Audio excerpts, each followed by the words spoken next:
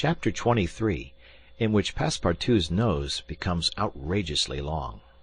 The next morning, poor, jaded, famished Passepartout said to himself that he must get something to eat at all hazards, and the sooner he did so, the better. He might indeed sell his watch, but he would have starved first. Now or never he must use the strong, if not melodious voice which nature had bestowed upon him.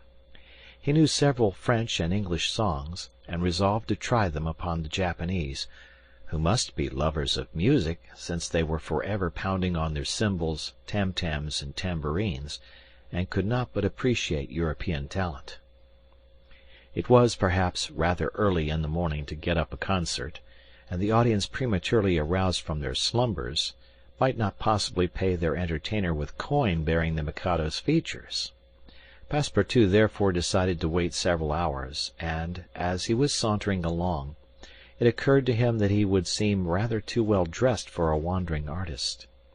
The idea struck him to change his garments for clothes more in harmony with his project, by which he might also get a little money to satisfy the immediate cravings of hunger.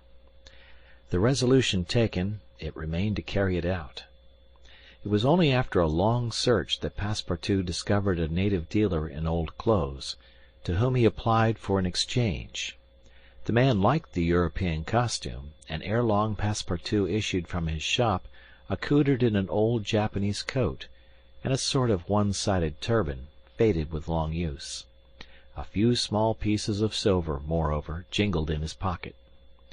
"Good," thought he, "I will imagine I am at the carnival."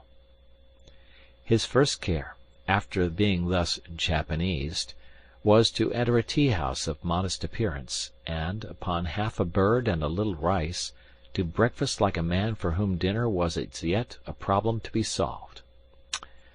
"Now," thought he, when he had eaten heartily, "I mustn't lose my head. I can't sell this costume again for one still more Japanese.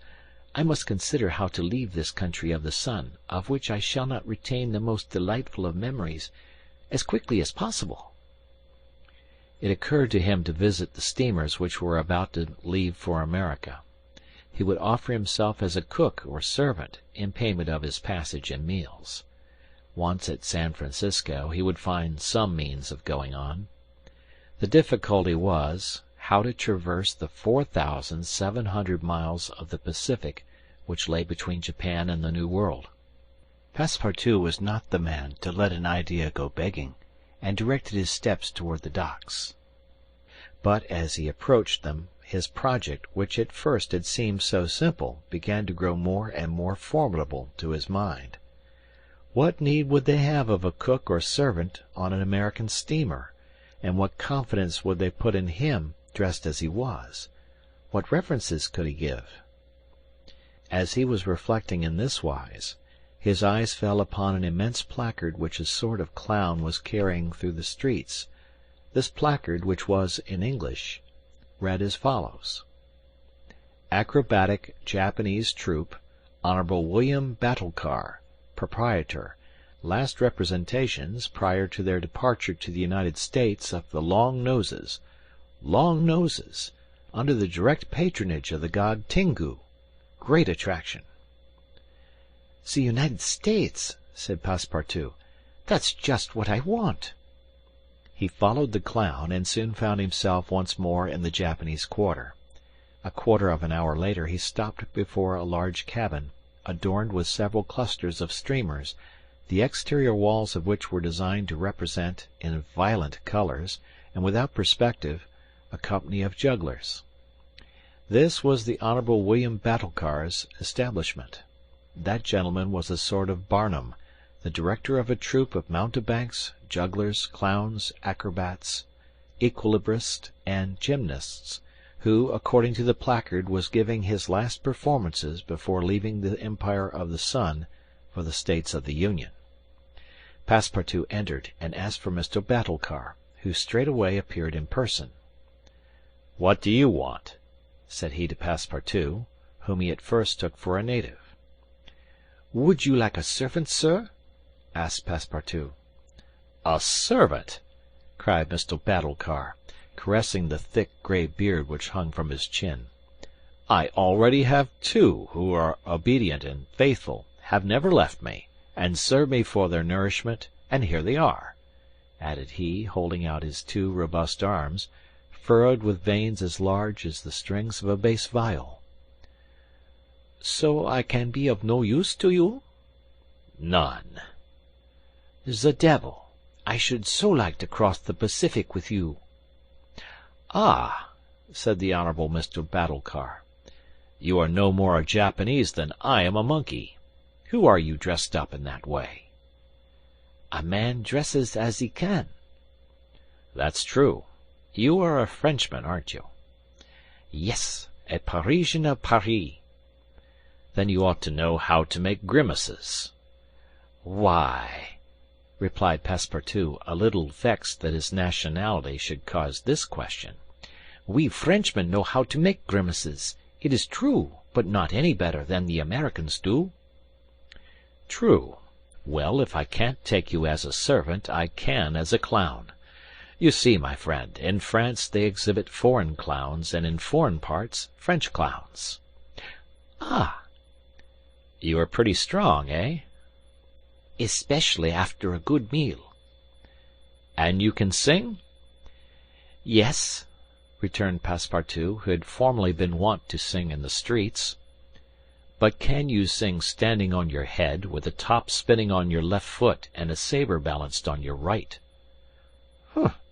"I think so," replied Passepartout, recalling the exercises of his younger days. "Well, that's enough," said the honorable William Batulcar. The engagement was concluded there and then. Passepartout had at last found something to do. He was engaged to act in the celebrated Japanese troupe. It was not a very dignified position, but within a week he would be on his way to San Francisco. The performance, so noisily announced by the honorable Mr. Batulcar, was to commence at 3 o'clock, and soon the deafening instruments of a Japanese orchestra resounded at the door. Passepartout, though he had not been able to study or rehearse a part, was designated to lend the aid of his sturdy shoulders in the great exhibition of the Human Pyramid, executed by the long noses of the god Tingu. This great attraction was to close the performance. Before 3 o'clock the large shed was invaded by the spectators, comprising Europeans and natives, Chinese and Japanese, men, women, and children, who precipitated themselves upon the narrow benches and into the boxes opposite the stage.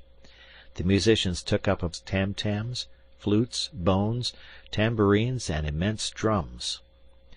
The performance was much like all acrobatic displays, but it must be confessed that the Japanese are the first equilibrists in the world. One, with a fan and some bits of paper, performed the graceful trick of the butterflies and the flowers. Another traced in the air, with the odorous smoke of his pipe, a series of blue words, which composed a compliment to the audience, while a third juggled with some lighted candles, which he extinguished successively as they passed his lips, and relit again without interrupting for an instant his juggling. Another reproduced the most singular combinations with a spinning top. In his hands the revolving tops seemed to be animated with a life of their own in their interminable whirling. They ran over pipe stems, the edges of sabers, wires, and even hairs stretched across the stage. They turned around on the edges of large glasses, crossed bamboo ladders, dispersed into all the corners, and produced strange musical effects by the combination of their various pitches of tone. The jugglers tossed them in the air, threw them like shuttlecocks with wooden battledores, and yet they kept on spinning. They put them into their pockets and took them out, still whirling as before. It is useless to describe the astonishing performance of the acrobats and gymnasts. The turning on ladders, poles, balls, barrels, etc., was executed with wonderful precision. But the principal attraction was the exhibition of the long noses, a show to which Europe is as yet a stranger. The long noses form a peculiar company, under the direct patronage of the god Tingu. Attired after the fashion of the Middle Ages, they bore upon their shoulders a splendid pair of wings, But what especially distinguished them was the long noses which were fastened to their faces, and the uses which they made of them. These noses were made of bamboo, and were 5, 6, and even 10 feet long, some straight, others curved, some ribboned, and some having imitation warts upon them. It was upon these appendages, fixed tightly on their real noses, that they performed their gymnastic exercises. A dozen of these sectaries of Tingu lay flat upon their backs, while others, dressed to represent lightning rods, came and frolicked on their noses, jumping from one to another, and performing the most skilful leapings and somersaults. As a last scene, a human pyramid had been announced, in which 50 long noses were to represent the car of Juggernaut. But, instead of forming a pyramid by mounting each other's shoulders, the artists were to group themselves on top of the noses. It happened that the performer who had hitherto formed the base of the car had quitted the troupe, and as, to fill this part, only strength and adroitness were necessary, Passepartout had been chosen to take his place. The poor fellow really felt sad when, melancholy reminiscence of his youth, he donned his costume, adorned with vari-colored wings, and fastened to his natural feature a false nose 6 feet long. But he cheered up when he thought that this nose was winning him something to eat. He went upon the stage and took his place beside the rest who were to compose the base of the car of Juggernaut. They all stretched themselves on the floor, their noses pointing to the ceiling. A second group of artists disposed themselves on these long appendages, then a third above these, then a fourth, until a human monument reaching to the very cornices of the theatre soon arose on top of the noses. This elicited loud applause, in the midst of which the orchestra was just striking up a deafening air, when the pyramid tottered, the balance was lost, one of the lower noses vanished from the pyramid, and the human monument was shattered like a castle built of cards. It was Passepartout's fault. Abandoning his position, clearing the footlights without the aid of his wings, and clambering up to the right-hand gallery, he fell at the feet of one of the spectators, crying, "Ah, my master, my master!" "You here?" "Myself." "Very well. Then let us go to the steamer, young man." Mr. Fogg, Aouda, and Passepartout passed through the lobby of the theatre to the outside, where they encountered the Honourable Mr. Batulcar, furious with rage. He demanded damages for the breakage of the pyramid, and Phileas Fogg appeased him by giving him a handful of banknotes. At 6:30, the very hour of departure, Mr. Fogg and Aouda, followed by Passepartout, who in his hurry had retained his wings and nose 6 feet long, stepped upon the American steamer.